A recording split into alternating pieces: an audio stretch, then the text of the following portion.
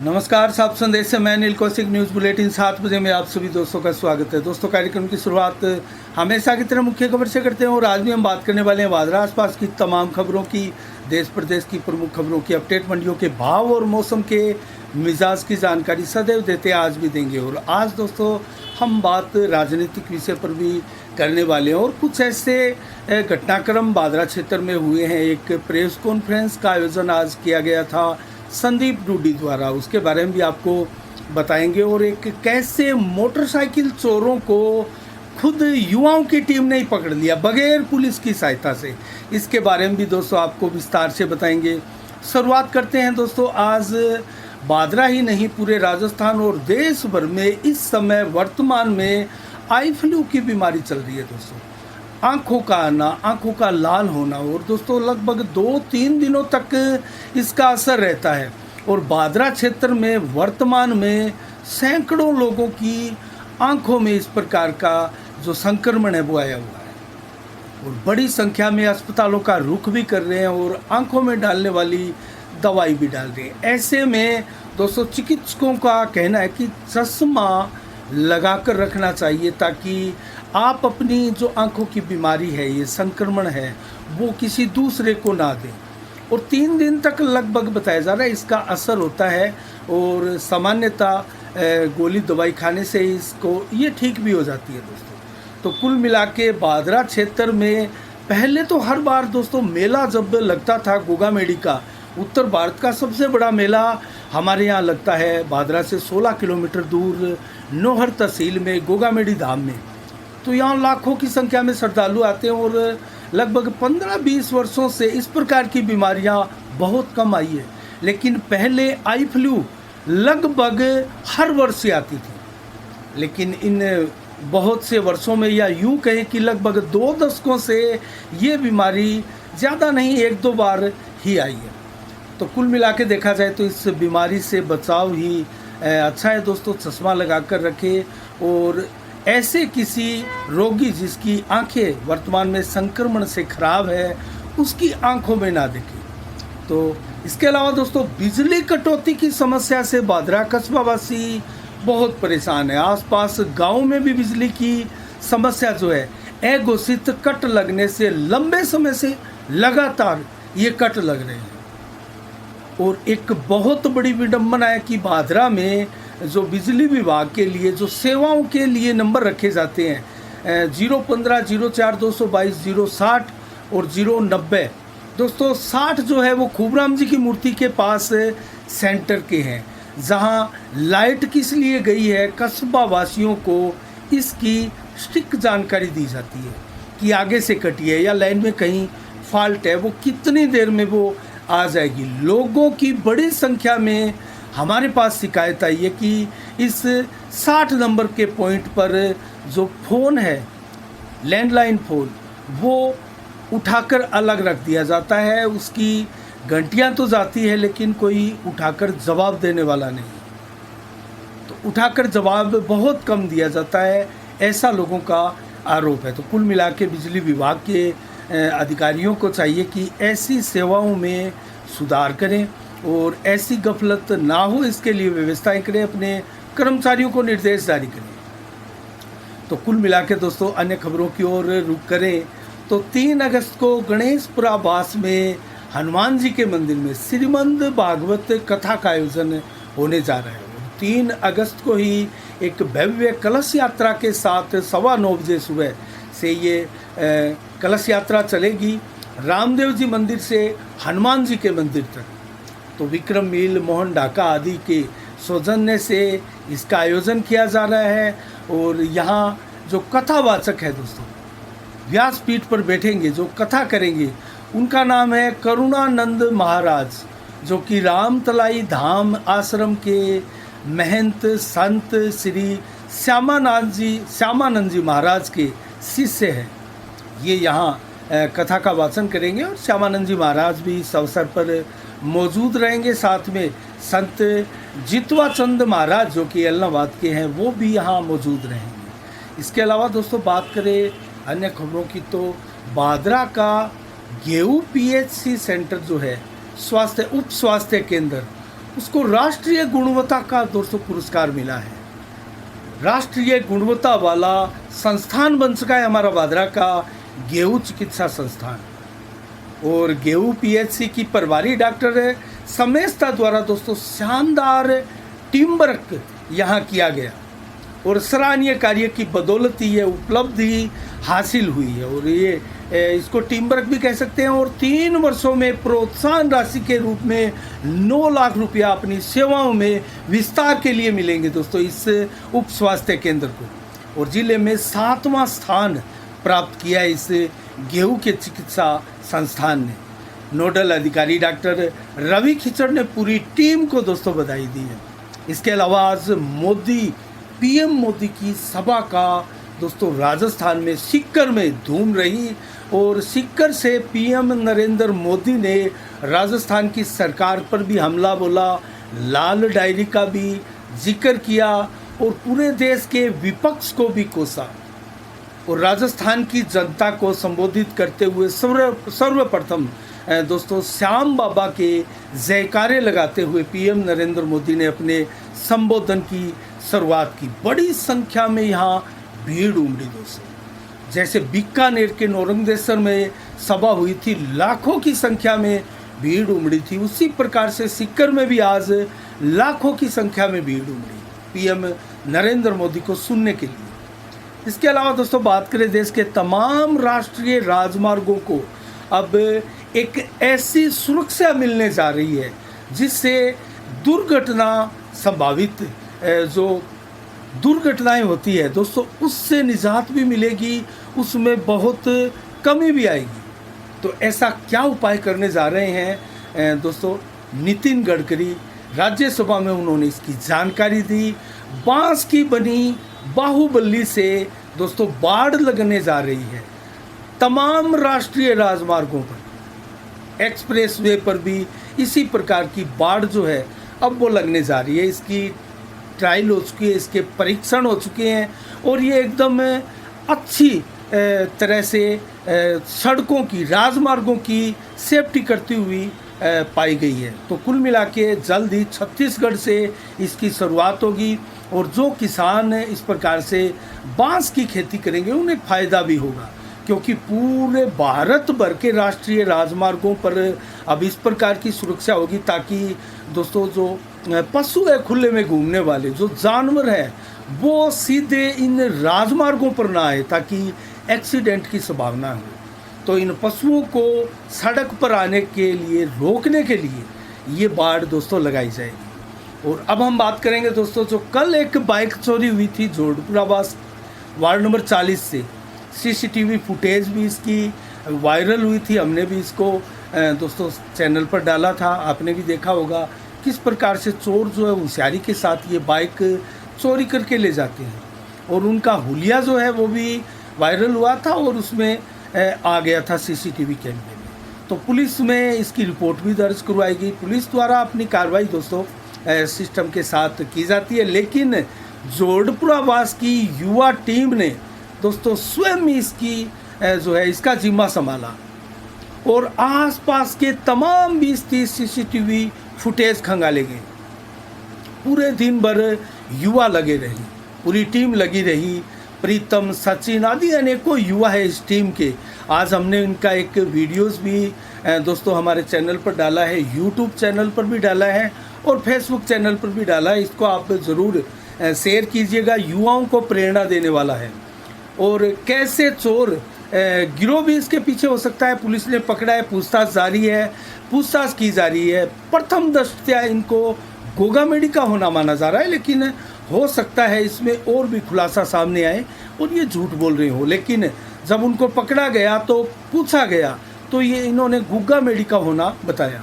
तो कुल मिला के इनको पकड़ा गया। और कैसे इन युवाओं ने नाकाबंदी की अपने युवाओं के साथ, कई मोटरसाइकिल लेकर ये युवा निकले, क्योंकि इन्हीं के टीम के एक साथी ने जो किन्नौर की तरफ जा रहे थे गाड़ी में, उन्होंने टोल नाके के पास गोगामेडी के पास ये बाइक 2 जने इसके ऊपर सवार थे देखा तो बाइक वो पहचान गए और उन्होंने अपने साथियों को फ़ोन किया और साथी तुरंत जैसे तैयार बैठे थे, उन्होंने सभी साथियों को अलर्ट किया और अपनी अपनी बाइक लेकर निकल गए थे। और उन्होंने जैसे सूचना दी, उसी सूचना के आधार पर जितने रास्ते थे उन सभी रास्तों पर इन युवकों ने अपने नाके लगा दिए और एक नाके पर अतत इन दोनों युवकों को पकड़ लिया गया जो कि बाइक लेकर भाग रहे थे। इससे नेम प्लेट जो थी वो उतारी हुई थी, गायब थी, लेकिन इन्होंने पकड़ लिया और पुलिस को बुलाया। साथियों ने आसपास साथियों को भी फ़ोन किया, आसपास के ग्रामीणों ने भी इनकी मदद की और लास्ट में पुलिस के हत्थे ये चढ़ गए और पुलिस पूछताछ अभी इनसे जारी है। पुलिस ने कोई खुलासा अभी तक इनको लेकर नहीं किया, लेकिन जोड़पुरावास के वार्ड नंबर 40 के इन युवाओं की तारीफ करनी होगी जिन्होंने बहुत ही बहादुरी और दिलेरी के साथ इन चोरों को पकड़ा दो कि दहशत फैलाए हुए है। दोस्तों, आए दिन वाहन चोरी की घटना, मकानों में चोरी की घटना, दुकानों में चोरी की घटना, गाँव में भी, खेतों में, खलिहानों में भी चोरी की घटनाएं होने लगी है। दोस्तों, तो इसके अलावा आज हम बात करें तो एक प्रेस कॉन्फ्रेंस का आयोजन किया गया संदीप डूडी द्वारा। स्वर्गीय लालचंद डूडी के छोटे पुत्र हैं संदीप डूडी, जो कि दोस्तों केंद्रीय सहकारी बैंक के पूर्व चेयरमैन भी ये रह चुके हैं। तो चेयरमैन रहे हैं, अब भी फिलहाल फिर चुनाव आ रहे हैं चेयरमैन के बैंकों के, तो वो चुनाव लड़ने की कवायद भी चलाए हुए हैं और अपना नामांकन भी वो दाखिल करेंगे। लेकिन इसी को लेकर और कस्बा क्षेत्र में फैली दोस्तों अनियमितताओं को लेकर, भ्रष्टाचार को लेकर एक प्रेस कॉन्फ्रेंस आज सत्कार होटल में खेल स्टेडियम के पास बुलाई गई। तो इस प्रेस कॉन्फ्रेंस में बड़े बड़े खुलासे किए संदीप डूडी ने। इसका वीडियोस भी हमारे चैनल पर, यूट्यूब चैनल हो या फेसबुक चैनल हो, आप दोस्तों देख सकते हैं, जिसमें संदीप डूडी ने पत्रकारों के सवालों के जवाब भी दिए और अपनी तरफ से क्या क्या गंभीर आरोप वर्तमान विधायक बलवान पूनिया को लेकर लगाए। दोस्तों, वो सारे गंभीर आरोप हैं जो कि संदीप डूडी ने लगाए हैं और उन्होंने ये भी स्वीकार किया कि उनके परिवार से उनको विधायक बनने में समर्थन दिया गया है। ऐसा मैं भी मानता हूँ, ये गलती हुई है, हमारे परिवार ने की है, लेकिन मैं अब भारतीय जनता पार्टी को जिताऊंगा, ऐसा उन्होंने साफ साफ बोला। चाहे वो टिकट संजीव बेनीवाल को मिले या फिर उनके बड़े भाई जयदीप डूडी को मिले।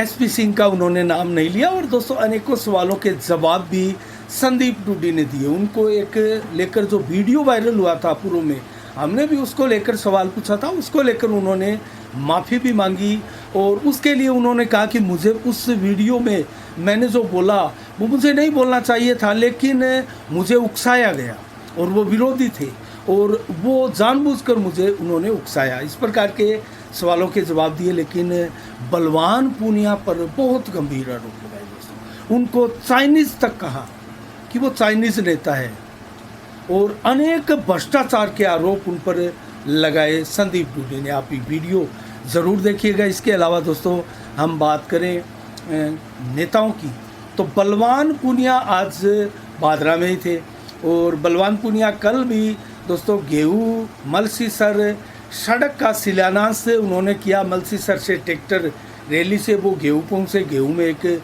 सभा का भी आयोजन किया गया और इसी दौरान अगर हम आपको बताएं तो 5 महात्मा गांधी अंग्रेजी माध्यम में विद्यालयों की सौगात भी दोस्तों बलवान पूनिया द्वारा दी गई, सरकार द्वारा दी गई। बरवाणा, करणपुरा, किराड़ा बड़ा, गेहूँ और निनान गांव के विद्यालयों को ये सौगात मिली है। और इसके अलावा गेहूँ से दोस्तों किसान भवन के नाम पर 1,28,000 का चंदा भी किया गया, जिसके लिए विपक्ष बार बार बलवान पूनिया पर आरोप लगा रहे हैं कि ये तो चंदा उठाने में मास्टर है और बड़ी संख्या में चंदा उठाया गया है दोस्तों और उसका हिसाब नहीं दिया जा रहा है। ऐसे विपक्ष के आरोप भी पूर्व में भी लगे थे। इसके अलावा दोस्तों एक बहुत बड़ी खुशी की खबर हम आपको दें तो बनाई से राजगढ़ भादरा सड़क का निर्माण प्रारंभ हो चुका है। बहुत लंबे समय से लोगों को उम्मीद थी, इसकी आशा थी और बहुत से गांव हैं जो इसको लेकर परेशान हो रहे थे और ये रूट लगभग वाहन चालकों ने तो छोड़ ही दिया था, क्योंकि इस रूट पर जाने का मतलब मात्र इस 60 किलोमीटर में ही अपने टायरों का जोड़ा जो है वो गाड़ी का खराब करना है। तो कुल मिला के इसका कार्य प्रारंभ हुआ है, कब तक पूरा होगा ये एक बड़ी बात है, देखने वाली बात है, लेकिन जब कार्य प्रारंभ हुआ है तो पूरा भी होगा दोस्तों। और ये एक बहुत बड़ी उपलब्धि भी हम इस सरकार की मान सकते हैं। जाते जाते इसका काम प्रारंभ किया गया, लेकिन 2021 के बजट में इसका बजट 134 करोड़ पास हुआ था दोस्तों, लेकिन अब जाकर काम हुआ है। और इसका श्रेय जो है वो राजगढ़ की विधायक कर्षणा पुनिया भी ले रही है और हमारे बादरा के विधायक बलवान पुनिया भी ले रहे हैं। और क्यों ना ले, बलवान पुनिया ने तो तीन इसके शिलान्यास भी करवाए हैं। 24 मई को जेसीपी के नीचे नारियल फोड़कर इसका जो है शिलान्यास, इसका उद्घाटन किया था। 1 जून को वर्चुअल इसका शांतिलाल धारीवाल मुख्यमंत्री द्वारा उद्घाटन किया गया। उसके बाद में फिर एक बार मुख्यमंत्री द्वारा इसका उद्घाटन की सूचना। तो कुल मिला के इस सड़क का जैसे तैसे कार्य प्रारंभ हुआ है।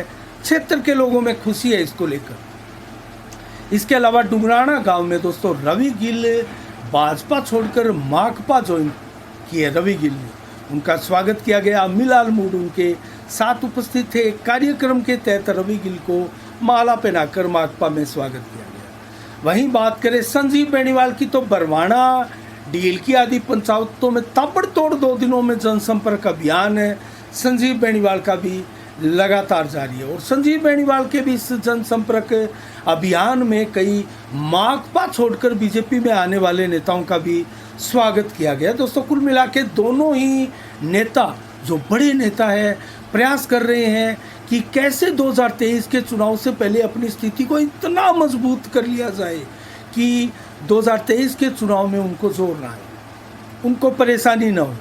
लेकिन ये तय है कि 2 ही प्रमुख नेता फिलहाल है। एसपी सिंह अभी बल्ला बल्ला पार्टी में आए हैं, उनको साबित करना होगा। एक चुनौती उनको पहले तो भाजपा टिकट के लिए पेश करनी होगी, उसके बाद में क्षेत्र में वो इन दोनों नेताओं के लिए क्या चुनौती बन पाते हैं वो भी हम खबरें आपको दिखाएंगे।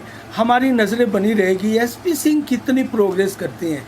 लेकिन इतना तय ऐसा दिखाई दे रहा है कि जयदीप टूडी से कहीं ना कहीं आगे निकल आए हैं एसपी सिंह, और वो इसलिए कि उनकी चर्चाएं बहुत ज़्यादा तेज़ी से हुई है और एक सभा की भी तैयारियां चल रही है, जो कि जयदीप टूडी ने मिस कर दी थी।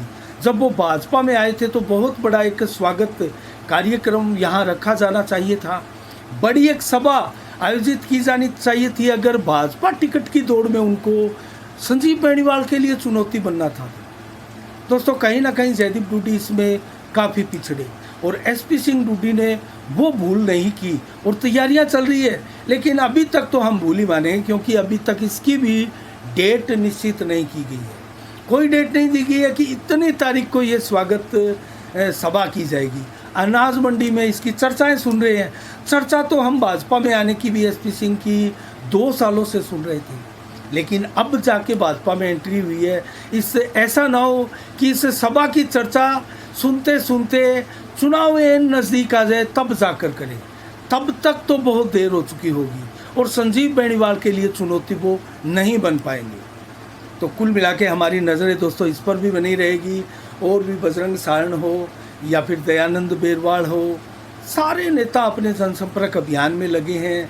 कार्तिक डूडी युवा नेता हो, हेमंत पचार नया युवा नेता हो, सभी अपने अपने प्रचार में अपने तरीके से जनसंपर्क में निकले हैं।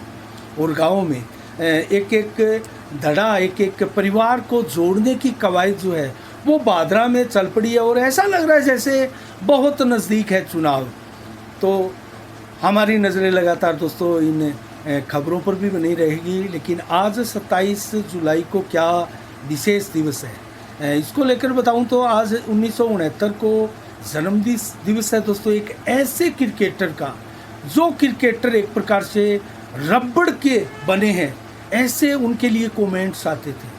मैं बात कर रहा हूं दोस्तों दक्षिणी अफ्रीका के महानतम फील्डर, विश्व के महानतम फील्डर जॉन्टी रोड्स की। उनका जन्मदिन आज के दिन 1969 को है और ज़बरदस्त तरीके से पूरे विश्व में उनका जन्मदिन उनके समर्थक मना रहे हैं।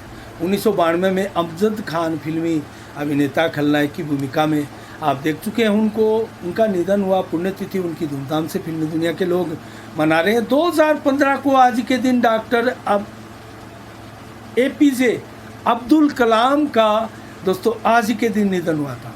वो पूर्व राष्ट्रपति भी हमारे देश के रह चुके हैं, महानतम वैज्ञानिक वो रह चुके हैं, मिसाइल मैन के नाम से उनको जाना जाता था हमारे देश में। और आज भी इसी रूप में उनकी चर्चाएं होती है जब वो उनका निधन हो चुका है। और दोस्तों आज उनके इस पुण्यतिथि के अवसर पर अजितपुरा गांव में कलाम गर्ल्स लाइब्रेरी में दोस्तों एक बहुत बड़ा कार्यक्रम श्रद्धांजलि सभा का रखा गया था। और ये कार्यक्रम ग्रामोत्थान विद्यापीठ स्कूल द्वारा संचालित कलाम गर्ल्स लाइब्रेरी की छात्राओं ने रखा और बड़ी संख्या में छात्रा इस कार्यक्रम में शामिल हुई। पुष्पांजलि अर्पित करके जो है अब्दुल कलाम को श्रद्धांजलि दी गई और उसके बाद में उनके जीवन पर प्रकाश भी डाला गया। इस अवसर पर दोस्तों भावना शर्मा, सुनीता वर्मा, खुशी कुमारी, अंजू, मोनिका, अनीता, सुनीता, सलमा, प्रियंका, शांति और मीनू, आरजू, दर्शना, रेखा, साइना खान, लक्ष्मी, सुमेशता आदि अनेकों महिलाएं उपस्थित थी। तो आज के दिन दोस्तों मैं अगर आपको बताऊं नौर मंडी के भाव, गेहूं के भाव 2235 रुपये आज मंडी के भाव रहे और ग्वार के भाव 5540, अरंडी के भाव 6013 रुपये, मूंग के भाव 7101, तारामीरा के भाव 5300 रुपये प्रति कुंटल, चना के भाव 5045, मोट के भाव 6446 रुपये प्रति कुंटल रहे।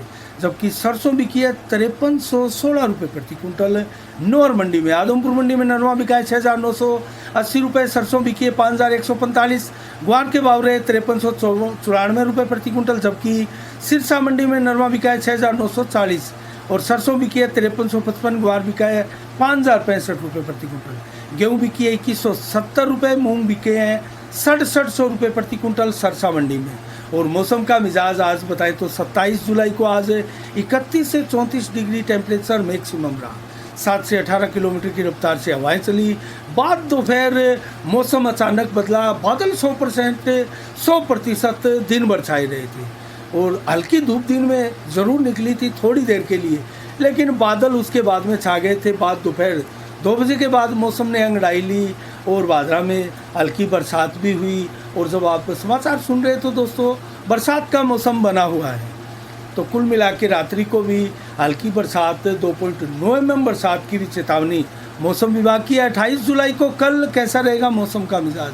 29 से 32 डिग्री टेम्परेचर दिन में, 32 से 33 मैक्सिमम रहेगा और 30 से 32 देर शाम को 7 से 22 किलोमीटर की रफ्तार से हवाएं चलेगी। जबकि अगर मैं बरसात का आपको बताऊं तो 100% बादल आसमान में छाए रहेंगे और दिन में 5.3 mm, 1.1 mm और 6 mm बरसात के रूप में और रात्रि को 8.4 mm बरसात के रूप में अच्छी खासी बरसात कल बताई गई है। लेकिन मौसम विभाग की भविष्यवाणियाँ देखें तो दोस्तों बहुत ज़्यादा स्ट्रिक्ट तो पिछले काफ़ी दिनों से हमने नहीं देखी, लेकिन बादल होते हैं, बूंदाबांदी होती है, आसपास इलाकों में ज़रूर बरसात होती है। और आज बादरा के कई गांवों में अच्छी बरसात जैसे बनाई आदि बेल्ट में अच्छी बरसात के भी समाचार मिले। तो आज के लिए इतना ही। कल ठीक शाम 7 बजे फिर आपसे रूबरू होंगे नई खबरों के साथ, नई समीक्षा के साथ। तब तक के लिए आप अपना बहुत बहुत ख्याल रखिएगा। मुझे दीजिएगा इजाज़त। साफ संदेश से मैं अनिल कौशिक, नमस्कार। जय भारत, जय जय राजस्थान।